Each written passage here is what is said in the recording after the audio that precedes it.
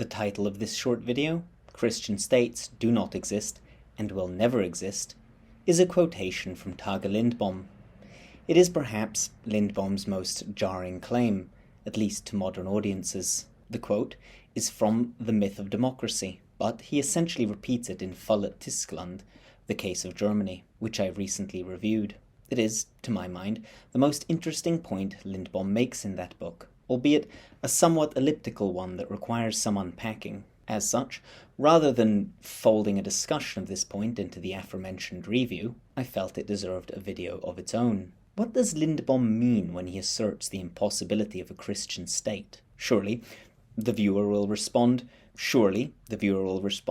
Christian states have existed throughout the medieval period and even in modernity. Lindbomb uses the word state here in a Weberian sense, not to mean just any polity, like a kingdom or an empire, but rather those where a single entity monopolizes the legitimate use of force over a clearly designated geographical territory. Traditional polities, Christian or otherwise, do not conform to this definition for two reasons. The first being that in most traditional polities, legitimate force was not monopolized. In many traditional societies, both the spiritual authority and the temporal power had the ability to legitimately exercise force. In addition, within the warrior caste, there was, within the feudal order, a disbursement of the right to use force amongst the various lords, rather than a strict hierarchy of permission of the use of force, as in modern states. The concentration of the sole right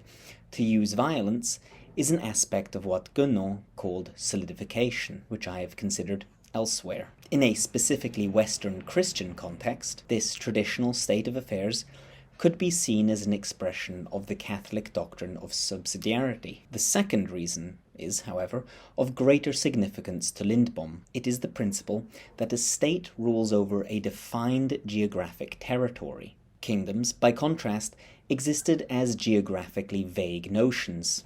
This was so for an important reason. They all fell, at least in theory,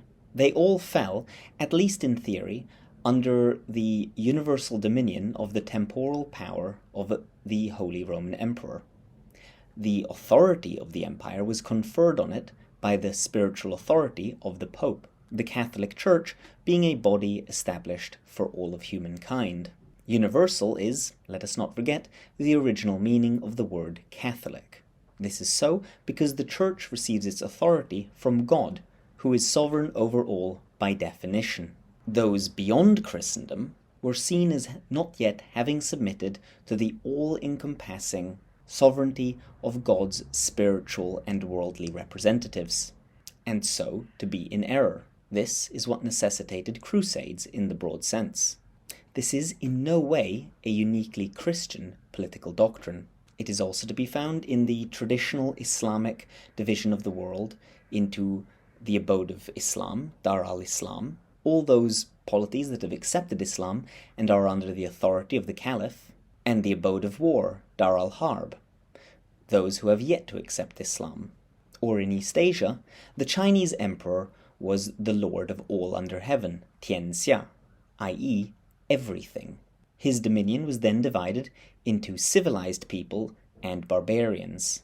The former included not only China proper, but those people who paid tribute to the emperor, like the Japanese or the Vietnamese, while the latter included all those who had yet to recognize their duty to pay tribute.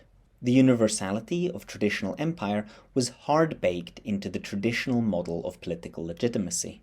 Traditionally, legitimacy descended from heaven, either appointing political leadership as its representative, as in the Abrahamic traditions, or else said leaders participating ontologically in the absolute, as in the Arian or Cynic traditions. Either way, the source of political legitimacy being universal, its scope was also of necessity universal. By contrast, the source of legitimacy of the modern state, and consequently its scope, is particular. The modern state, because it does not draw its legitimacy from above, is not universal. Instead, it draws it from below, from a particular blood and soil. To restate this in other words, political legitimacy that is drawn from the infinite is indefinite.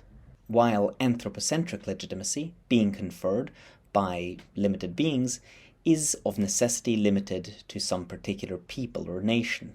Here we can see that it is no accident that nationalism, being inherently tied up with this democratic model of legitimacy, is so ubiquitous that it has been called the world's most successful political ideology. The state can expand, in theory, by eating into others, and it might believe it has the right to do so, but it does not conceive of itself as rightfully universal. It can't, or else it would cease to be a state, strictly speaking.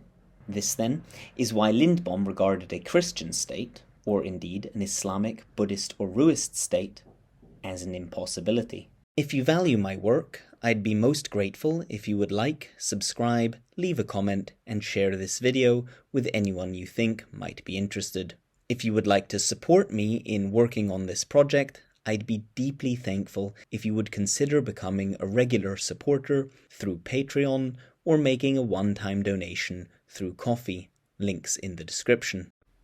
If you do subscribe, please remember to hit that little bell icon, because otherwise YouTube won't inform you when I upload new videos. If you'd prefer to read my essays over the video format, they are all available in written form on Substack. Link also in the description.